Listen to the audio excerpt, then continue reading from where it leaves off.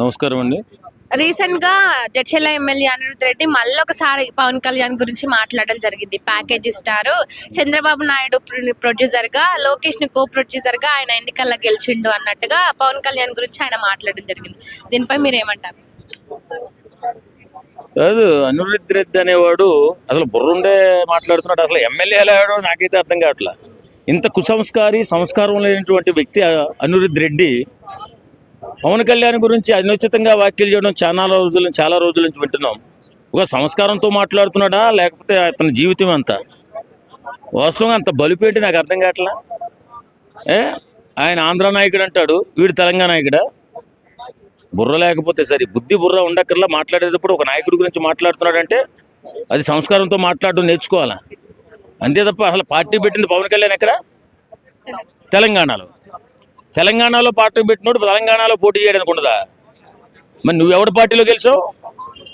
Italy నుంచి వచ్చినటువంటి ఒక ఆమె సంకనాగుతున్నావు కదా నువ్వు. మరి బుద్ధి జ్ఞానం ఉందా నీకు? ఇలాగ మాట్లాడే ఒక కట్టే పేర్చుకుని ఆంధ్రప్రదేశ్లో జగన్మోహన్ రెడ్డి అనేవాడు అతపాతాళానికి వెళ్ళిపోయాడు. ఇప్పుడైనా కాంగ్రెస్ నాయకులు బుద్ధి తెచ్చుకుని మాట్లాడాలా. పవన్ కళ్యాణ్ పెట్టడం లేక నువ్వెవడు రాని ఏ జాగిరేంటి ఇక్కడ? వాస్తవంగా మంచిగా మాట్లాడడం, సంస్కారంతో మాట్లాడడం, మానవత్వంతో మాట్లాడడం నేర్చుకో. పవన్ కళ్యాణ్ కాలి గోటుకు సరిపోతారా మీ కాంగ్రెస్ వాళ్ళు? వాస్తవంగా ఒకసారి ఆలోచించండి. ఎవడైనా పవన్ కళ్యాణ్ లాగా సేవ చేశాడా? పవన్ కళ్యాణ్ లాగా సొంత డబ్బులతో రాజకీయం చేశాడా? లేదే. సిగ్గు లేకుండా సిగ్గులేని బతుకుతూ వీళ్ళు పవన్ కళ్యాణ్ విమర్శించి రేపొద్దున కాంగ్రెస్ పార్టీ కూడా 11కు వచ్చేటటువంటి బాధ్యత వీళ్ళు తీసుకున్నట్టున్నారు. నీకేం సంబంధం? ఒక ఎమ్మెల్యేగా గెలిచావు, బుద్ధి జ్ఞానం ఉండక్కర్లా మాట్లాడేటప్పుడు. నిజంగా పవన్ కళ్యాణ్ లాంటి వ్యక్తి రాజకీయాల్లోకి ఉండాలని చెప్పి చాలామంది దేవుళ్ళు మొక్కుతున్నారు. ఎందుకంటే ఆయన రాజకీయం అంత అద్భుతంగా ఆంధ్రప్రదేశ్లో కొనసాగుతుంది. ఇతను తెలంగాణలో పోటీ చేస్తే నీకేం అభ్యంతరం అంటున్నా? ఇంకా ఎన్నాళ్ళు ఆంధ్రాకి బడి ఏడుస్తారు నాకు అర్థం కాదు. ఆంధ్ర వాళ్ళకి బడి ఆంధ్ర రాజకీయ నాయకులను చూపించి ఇక్కడ బూసిగా వాళ్ళేదో అప్పట్లో దోపిడీ చేశారు, మేమేదో నిజాయితీ పనులంటే వేళ మీరు చేస్తున్నది ఏమిటి? ఎవడైనా ఇది రాజ్యాంగంలో, భారత రాజ్యాంగంలో ఎవరైనా పోటీ చేసే అవకాశం ఉంది, అధికారం ఉంది. నువ్వెవడో కాదంటానికి సిగ్గుండక్కర్లా మాట్లాడుతుంటే. అంటే ఆ రాజ్యాంగ విలువలు గానీ అవన్నిటిని మర్చిపోయి, ప్రజాస్వామ్యం గురించి మర్చిపోయి ఒక ఎమ్మెల్యే స్థానంలో ఉన్న ఆయన ఈ విధంగా పదే పవన్ కళ్యాణ్ గురించి ప్రస్తావించడం ఎమ్మెల్యే మనకు అర్థం కాదు. బుర్ర లేని ఎమ్మెల్యే, బుద్ధి లేని ఎమ్మెల్యే అలా మాట్లాడతాడు ఎవరైనా? ఇప్పుడు అది జాతీయ పార్టీ. తెలంగాణలో పోటీ చేస్తారు, ఆంధ్రాలో పోటీ చేస్తారు. ఆంధ్రాలో ఉప ముఖ్యమంత్రిగా ఉన్నాడు.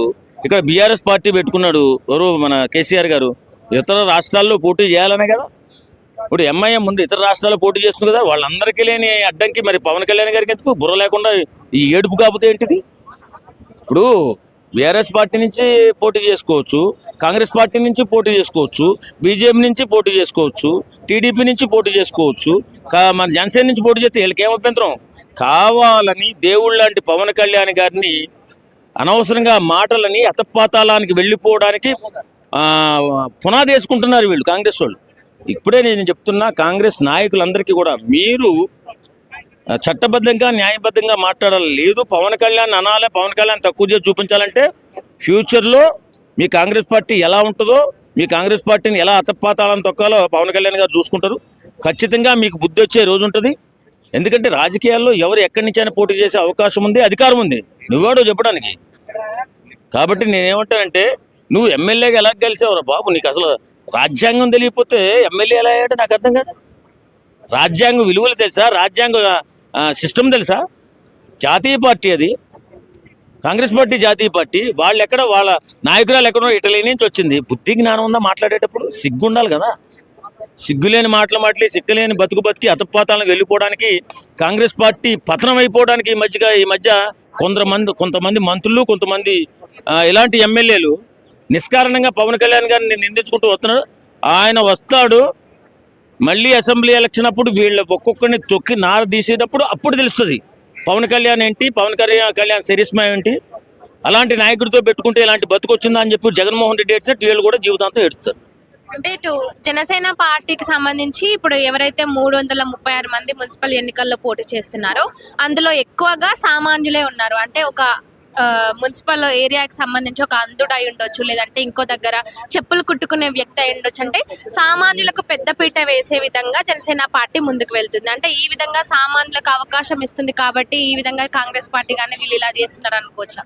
ఇప్పుడు మామూలుగా ఆయన ఒకసారి ఇప్పుడు పోటీ చేద్దామనే ఇష్టం ఉన్నటువంటి వాళ్ళు, సమాజంలో సేవా దృక్పథం ఉన్నటువంటి సరదాగా పోటీ చేయండి, డబ్బులు లేని రాజకీయం చేయండి అని కొంతమందికి ఏవో టికెట్లు ఇచ్చాడు. ఆయన ప్రచారానికి కూడా రాలా. వాస్తవంగా వీళ్ళు ఎంత భయపడుతున్నారంటే అసలు ఆయన నిజంగా ప్రచారంలోకి దిగి ముందుకొస్తే వీళ్ళ బతికేంటో తెలిసిపోతుంది.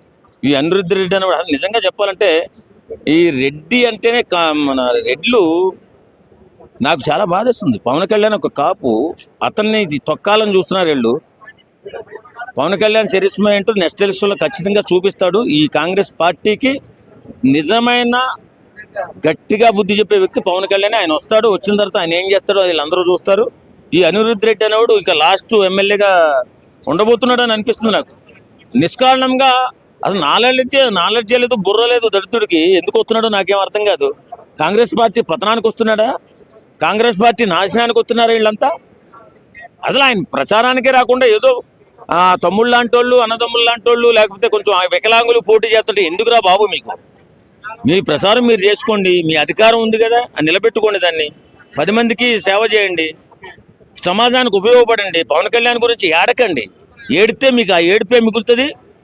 మీకు రాబో అసెంబ్లీ ఎలక్షన్లో పవన్ కళ్యాణ్ తొక్కి నారదీస్తాడు, అప్పుడు మీకు బుద్ధి వస్తుంది. అంటే కాంగ్రెస్ భయపడి ఈ విధంగా పదే పదే పవన్ కళ్యాణ్ ఇటు మంత్రులు కానీ ఎమ్మెల్యేలు కానీ వీళ్ళందరూ టార్గెట్ చేసి ఈ విధంగా అంటే తెలంగాణ ప్రజలకు ఏదో నెగిటివ్ పవన్ కళ్యాణ్ పైన ఏదో ఇంప్రెషన్ తీసుకురావాలన్నట్టు వీళ్ళు మాట్లాడుతారు. భయంతోనే ఈ విధంగా మాట్లాడతారు అనుకోవచ్చు. ఇలాంటి అనిరుద్ధ్ లాంటిగా విలేగాళ్ళు భయపెడితే భయపడతాడా పవన్ కళ్యాణ్? ఏందమ్మా ఆయన చరిస్మా ఏంటి? సొంత డబ్బులతో రాజకీయం చేసేటటువంటి నిజాయితీ పడు అతను ఎక్కడైనా మగాడే.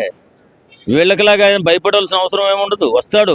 అంటే పవన్ కళ్యాణ్ వస్తే ఇక్కడ తెలంగాణలో ఆయన ఎదుగుతాడు అనే ఒక భయంతో వీళ్ళు ఇలా మాట్లాడుతున్నారు అని అడుగుతున్నారు. ఎదుగుతాడని కాదు, నిజాయితీ గల రాజకీయం తీసుకొస్తే మన దోపిడీ ఎక్కడ చేయలేకపోతామో అని భయం. నిజాయితీ పరుడు వస్తే మనకి పుట్టగతులు ఉండవు మన రాజకీయాలకి అని చెప్పి భయపడుతున్నట్టున్నారు.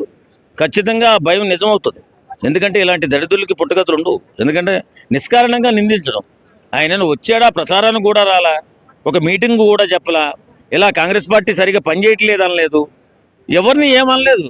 ఏదో కార్యకర్తలు మేము పోటీ చేస్తామన్నా ఈ ఎన్నికలలో సరదాగా మున్సిపల్ ఎన్నికల్లో అని చెప్పి వాళ్ళంటే సరే పోటీ చేయండి అని కొంతమందికి ఇక్కడ ఉన్నటువంటి ఇన్ఛార్జ్ బీపాములు ఇచ్చాడు. ఈ మాత్రం దానికి గిలగల ఎందుకు దానికి పోతున్నారు ఈ మంత్రులు వీళ్ళు? నాకు అర్థం కావట్లా. పోయే కాలం దగ్గర పడినట్టుంది. ఖచ్చితంగా ఒక్కొక్కరికి సరైన గుణపాఠం పవన్ కళ్యాణ్ గారే రాబో రోజుల్లో చెప్తారు.